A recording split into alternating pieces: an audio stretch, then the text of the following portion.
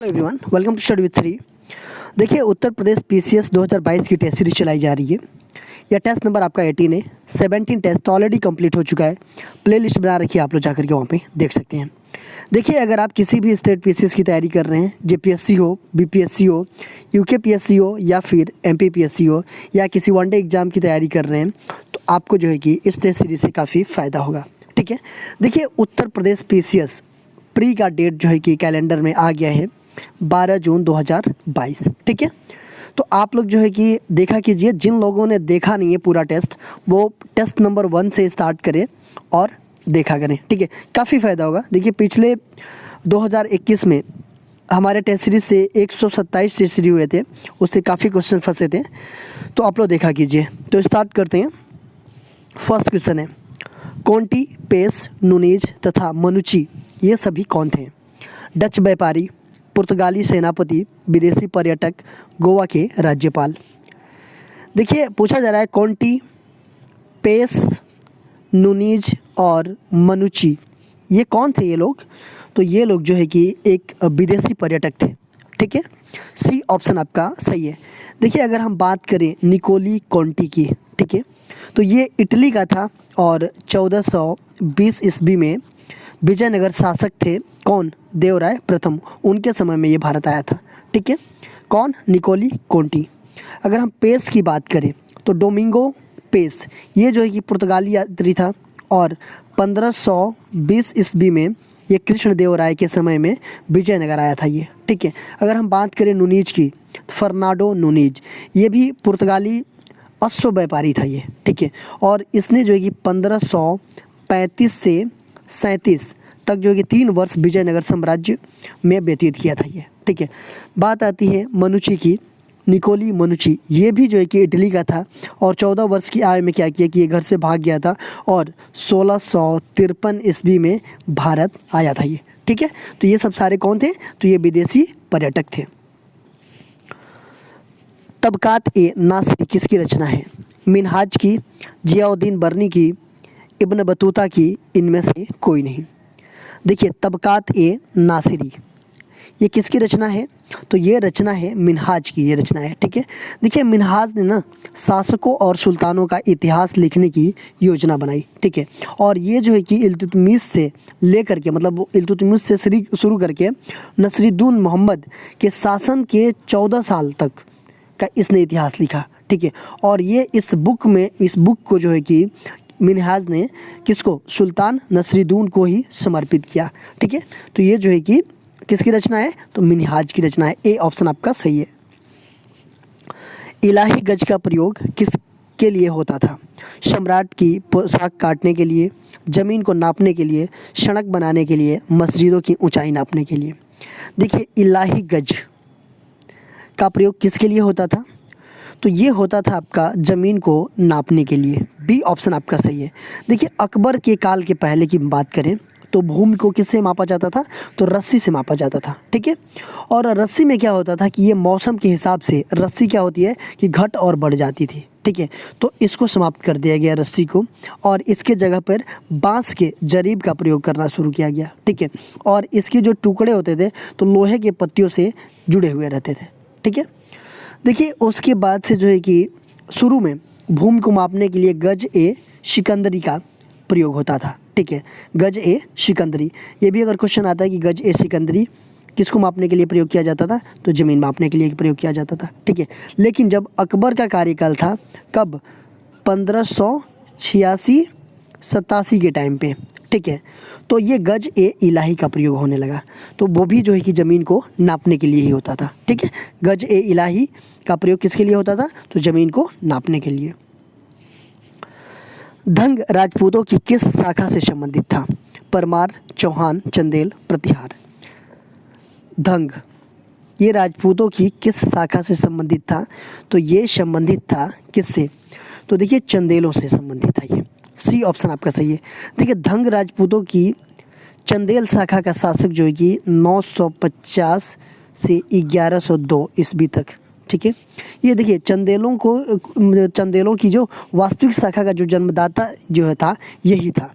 ठीक है, तो इसने जो है कि खजुराहो में अनेक भव्य मंदिरों का निर्माण करवाया, जैसे जिन्नाथ, विश्वनाथ, बैद्यनाथ, ये सब मंदिरों का निर्माण इसने ही करवाया था। ठीक है। बहमनी राज्य के विघटन के उपरांत दक्षिण में कितने मुस्लिम राज्यों का उदय हुआ? 4, 5, 7, 8। देखिए, बहमनी राज्य के विघटन के उपरांत दक्षिण में कितने मुस्लिम राज्यों का उदय हुआ? तो ये हुआ 5 राज्यों का। ठीक है। देखिए, बहमनी राज्य की सबसे बड़ी समस्या ये थी कि ये जो है ना कि आपसी संघर्ष था इन लोगों में। ठीक है। ये जो है कि सरदार 2 गुटों में विभाजित थे। कौन कौन? तो एक नए सरदार और एक पुराने। 1482 में मोहम्मद गवा की दलगत संघर्ष के कारण क्या होगी? मृत्यु हो गई। और उसके बाद जो प्रांतीय शासक थे वो क्या हो गए? वो स्वतंत्र हो गए। ठीक है। और 5 स्वतंत्र राज्यों में विभाजित हुए। 5 स्वतंत्र राज्य कौन कौन?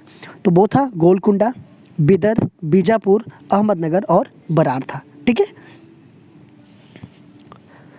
तालीकोटा का युद्ध किस वर्ष में लड़ा गया? 1526, 1548, 1565, 1604। तालीकोटा का युद्ध किस वर्ष लड़ा गया? तो देखिए, ये लड़ा गया आपका 23 जनवरी 1565 में। सी ऑप्शन आपका सही है। तालीकोटा का युद्ध जो है कि किसके किसके बीच हुआ? तो दक्कन के सल्तनतों और विजयनगर साम्राज्य के बीच लड़ा गया था ये। ठीक है। और ये कहाँ पे? तो ये लड़ाई जो है कि राक्षस तांगड़ी नामक गांव के नज़दीक हुई थी और इसी वजह से इस युद्ध को राक्षस तांगड़ी युद्ध के नाम से भी जाना जाता है। ठीक है। देखिए, इस युद्ध में जो है कि विजयनगर साम्राज्य का क्या हुआ? हार हुआ। और इसी हार के साथ साथ जो कि दक्षिण भारत के अंतिम हिंदू साम्राज्य का पतन भी हो गया। ठीक है। 2011 की जनगणना के अनुसार निम्न में से किसका जनघनत्व सर्वाधिक है? कानपुर, गाजियाबाद, लखनऊ, इलाहाबाद। देखिए, पूछा जा रहा है 2011 की जनगणना के अनुसार किसका जनघनत्व सर्वाधिक है। पहले तो जनघनत्व समझ लेते हैं क्या होता है। तो देखिए, प्रति वर्ग किलोमीटर में निवास करने वाले लोगों की संख्या को ही हम जनघनत्व कहते हैं। मतलब ऐसे समझ लेते हैं, मान लीजिए ये है कोई एरिया। ठीक है। तो इसमें यहाँ भी लोग रहते हैं, यहाँ भी लोग रहते हैं, यहाँ तो ये कम घनत्व है। अगर इसमें बहुत ज़्यादा लोग रहेंगे ना तो ये बहुत ज़्यादा घनत्व है ये। ठीक है। तो ये होता है आपका। तो ये पूछा जा रहा है कि 2011 की जनगणना के अनुसार निम्न में से किसका जनघनत्व सर्वाधिक है? उत्तर प्रदेश की बात की जा रही है कि उत्तर प्रदेश में जनघनत्व सर्वाधिक किसका है? तो सबसे ज़्यादा है आपका गाजियाबाद का। गाजियाबाद का है आपका 3971। ठीक है। उसके बाद से वाराणसी का नंबर आता है, उसके बाद से लखनऊ का नंबर आता है, उसके बाद से संत रविदास नगर का नंबर आता है, उसके बाद से कानपुर का नंबर आता है जनघनत्व में, यूपी में अगर बात करें तो। ठीक है। तो सॉरी, तो ये बी ऑप्शन आपका सही है।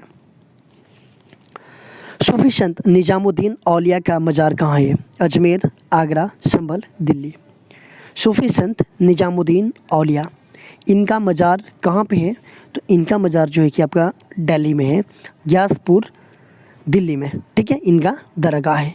देखिए, शेख निजामुद्दीन औलिया ये शेख फरीद के सर्वाधिक विख्यात शिष्य थे। ठीक है। इनका जन्म कहाँ पे हुआ था? तो बदायूं में हुआ था, यूपी में। ये भी क्वेश्चन कभी कभी आ जाता है। ठीक है। और 1236 ईस्वी में इनका जन्म हुआ था। ठीक है। उत्तर प्रदेश, बदायूं में। दक्षिण के सूबों से चौथा सरदेशमुखी प्राप्त करने का अधिकार किसने प्राप्त किया? बाजीराव प्रथम, बालाजी बाजीराव, बालाजी विश्वनाथ, राजाराम। देखिए, दक्षिण के सूबों से चौथा सरदेशी मुखी प्राप्त करने का अधिकार किसने प्राप्त किया? तो ये किया कौन? तो कौन क्या? तो ये बालाजी विश्वनाथ ने। सी ऑप्शन आपका सही है। ब्रह्मसूत्र का लेखक कौन है? बादरायण, गौड़पाद, कपिल, शंकराचार्य। ब्रह्मसूत्र, इसके लेखक जो है कि कौन है? ब्रह्मसूत्र के लेखक, तो ब्रह्मसूत्र के लेखक जो है कि बादरायण है। ए ऑप्शन आपका सही है। देखिए, वेदांत दर्शन का ये प्रमुख आधार जो है कि ब्रह्मसूत्र है, जो बादरायण के द्वारा रचित है। ये हजारा मंदिर किस विजयनगर शासक के काल में बना था? देवराय द्वितीय, कृष्णदेवराय, हरिहर द्वितीय, वेंकट द्वितीय। हजारा मंदिर किस विजयनगर शासक के काल में बना था ये? तो ये बना था आपका कृष्णदेवराय के शासक काल में। बी ऑप्शन आपका सही है। विजयनगर के तुलुव वंशीय शासक कृष्णदेव राय 1509 से 1529 इतना तक की जो है कि इन्होंने जो है कि हजार मंदिर और बिठवल स्वामी मंदिर का निर्माण करवाया था। ठीक है, कृष्णदेव राय ने। देखिए कृष्णदेव राय जो है कि आंध्र भोज के नाम से भी ये मशहूर थे। आंध्र भोज, कृष्णदेव राय जो है कि आंध्र भोज के नाम से भी ये मशहूर थे। कृष्णदेव राय के दरबार में जो है कि 8 महान विद्वान थे जो कि अष्टदिग्गज कहलाते थे वो। ठीक है। दक्षिण अफ्रीका में रहने की अवधि में महात्मा गांधी ने निम्न में से किस पत्रिका का प्रकाशन किया था? अफ्रीकन, नवजीवन, इंडिया गजट, इंडियन ओपिनियन। दक्षिण अफ्रीका में रहने की अवधि में महात्मा गांधी ने निम्न में से कौन सी पत्रिका का प्रकाशन किया था? तो देखिए ये जो है कि 1894 1894 में गांधी जी ने दक्षिण अफ्रीका में नटाल इंडियन कांग्रेस की स्थापना की और उसी समय इंडियन ओपिनियन अखबार निकाला इन्होंने। और ये अखबार जो है कि किस किस भाषा में थे? तो गुजराती, हिंदी, तमिल और अंग्रेजी में प्रकाशित होते थे। ठीक है, तो कौन सा? Indian opinion. देखिए दक्षिण अफ्रीका में ये रह रहे थे। ठीक है, बट ये वापस जो है कि कब आए? आप लोग कमेंट बॉक्स में मुझे बताइएगा। ठीक है, कि महात्मा गांधी दक्षिण अफ्रीका से वापस इंडिया जो है कि कब लौटे थे। ठीक है। भारत सरकार ने 1833 ईस्वी में निम्न की अध्यक्षता में भारतीय कानूनों को संहिताबद्ध करने के लिए एक विधि आयोग का गठन किया। एल्फिंस्टन, मैकाले, विलियम बैटिंग, इनमें से कोई नहीं। देखिए भारत सरकार ने 1833 ईस्वी में किसकी अध्यक्षता में भारतीय कानूनों को संहिताबद्ध करने के लिए एक विधि आयोग का गठन किया था? किसकी अध्यक्षता में? तो वो किया था आपका मैकाले की अध्यक्षता में। ठीक है, बी ऑप्शन आपका सही है। देखिए ब्रिटिश सरकार ने 1833 ईस्वी में भारतीय कानूनों को संहिताबद्ध करने के लिए एक विधि आयोग नियुक्त किया था मैकाले की अध्यक्षता में। ठीक है। इंडियन नेशनल कांग्रेस की प्रथम महिला अध्यक्ष कौन थी? Sarojini Naidu, Sucheta Kripalani, Annie Besant, mother Teresa. Indian national Congress की प्रथम महिला अध्यक्ष पूछा जा रहा है, कौन थी? तो ये थी श्रीमती एनी बेसेंट जी थी। ठीक है, सी ऑप्शन आपका सही है। ये भारतीय राष्ट्रीय कांग्रेस की प्रथम महिला अध्यक्ष थी और इन्होंने 1917 में कोलकाता अधिवेशन जो हुआ था उसमें इन्होंने अध्यक्षता किया था। देखिए अगर हम बात करें इंडियन नेशनल कांग्रेस की, तो भारतीय राष्ट्रीय कांग्रेस की स्थापना 28 दिसंबर 1885 ईस्वी में की गई थी मुंबई में। ग्वालियर टैंक है, मतलब ग्वालियर टैंक स्थित कौन सा है कॉलेज? गोलक दास तेजपाल संस्कृत कॉलेज में इसकी स्थापना की गई थी। इसके संस्थापक कौन थे? तो एलन ऑक्टेवियन ह्यूमन, मतलब एयो ह्यूम। ठीक है, इसके संस्थापक थे और प्रथम अध्यक्ष कौन थे? तो WC बनर्जी थे। ज्योतिबा फुले निम्न में से किससे संबंध थे? सविनय अवज्ञा आंदोलन, जाति विरोधी आंदोलन, श्रमिक संघ आंदोलन, असहयोग आंदोलन। ज्योतिबा फुले किससे संबंध थे ये? तो इनका संबंध था जो है कि जाति विरोध आंदोलन से। बी ऑप्शन आपका सही है। देखिए ज्योतिबा फुले ने जाति विरोध आंदोलन मुंबई से प्रारंभ किया और उन्होंने 1873 ईस्वी में सत्यशोधक समाज की स्थापना भी किया था। ठीक है, और गुलामगिरी नामक पुस्तक भी इन्होंने लिखा था। ठीक है, सविनय अवज्ञा आंदोलन की हम बात करें तो ये 1931 ईस्वी में प्रारंभ हुआ था। किसके नेतृत्व में? तो महात्मा गांधी जी के नेतृत्व में। हृदय का आवरण बनाने वाली झिल्ली को क्या कहा जाता है? पेरिकार्डियम, पेरिस्टोम, पेरिहेपेटिक, इनमें से कोई नहीं। हृदय का आवरण बनाने वाली झिल्ली को क्या कहा जाता है? तो इसको कहा जाता है क्या? पेरिकार्डियम कहा जाता है। ए ऑप्शन आपका सही है। ब्रेन का कौन सा पार्ट मोटर कार्य को नियंत्रण करता है? रीढ़ की हड्डी, cerebellum, cortex, cerebrum, medulla oblongata. Brain का कौन सा पार्ट जो है कि मोटर कार्य को नियंत्रित करता है? तो कौन सा पार्ट होता है? तो वो होता है आपका सेरेबेलम कार्टेक्स। हृदय का पहला प्रतिस्थापन किसके द्वारा किया गया था? Doctor Christian Barnard, Louis Pasteur, William Harvey, Albert Einstein. हृदय का पहला प्रतिस्थापन किसके द्वारा किया गया था? तो ये किया गया था डॉक्टर क्रिश्चियन बर्नार्ड के द्वारा। देखिए ये दक्षिण अफ्रीका के फेमस सर्जन थे, ठीक है। इन्होंने जो है कि सबसे पहले मानव हृदय का सफलतापूर्वक प्रतिस्थापन किया था। ए ऑप्शन आपका सही है। निम्नलिखित में से कौन सा एक रेडियो एक्टिव नहीं है? Astatine, francium, tritium, zirconium. देखिए पूछा जा रहा है कि इनमें से कौन सा एक रेडियो एक्टिव नहीं है। तो इसमें से कौन सा नहीं है रेडियो एक्टिव? तो ये जो है कि जर्कोनियम जो है कि ये रेडियो एक्टिव नहीं है। समुद्र की गहराई मापने, सिग्नल देने वाली छिपी हुई वस्तुओं का पता लगाने के लिए किस ध्वनि का तरंग का प्रयोग किया जाता है? Ultrasonic sound, supersonic sound, infrared sound, ultraviolet sound. देखिए समुद्र की गहराई को मापने के लिए, सिग्नल देने और छिपी हुई वस्तुओं का पता लगाने के लिए किस ध्वनि तरंग का प्रयोग किया जाता है? तो ये किया जाता है अल्ट्रासोनिक साउंड का प्रयोग। इसके द्वारा जो है कि समुद्र की गहराई भी मापी जाती है और सिग्नल देने एवं छिपी हुई वस्तुओं को इसके द्वारा ही पता भी लगाया जाता है, ठीक है। तो ए ऑप्शन आपका सही है। देखिए पिछले वीडियो में ये क्वेश्चन पूछा गया था कि नाडू क्या था? एक चांदी का सिक्का, एक संगीत का स्वर, एक राजस्व अधिकारी और एक प्रशासनिक विभाग। तो नाडू क्या था ये? तो ये था ये आपका एक प्रशासनिक विभाग था। देखिए दक्षिण भारत में नाडू उस समय अगर देखा जाए तो आज की जो डिस्ट्रिक्ट है ना, इसके समान नाडू होता था, ठीक है। मतलब आज के लिए डिस्ट्रिक्ट बोल लीजिए या फिर उस टाइम नाडू बोल लीजिए, मतलब इसी के समान था वे, ठीक है। और नाडू की सभा को हम क्या कहते थे? नट्टार के नाम से जानते थे, ठीक है। और उसमें जो है कि सभी गांवों तथा नगरों के प्रतिनिधि होते भी थे, ठीक है, नाडू में। तो ये था क्या? एक प्रशासनिक विभाग था। आज का क्वेश्चन देख लेते हैं। प्रकाश संश्लेषण द्वारा हरे पौधे पैदा करते हैं अकार्बनिक द्रव्य, खनिज, कार्बनिक द्रव्य, पोषक।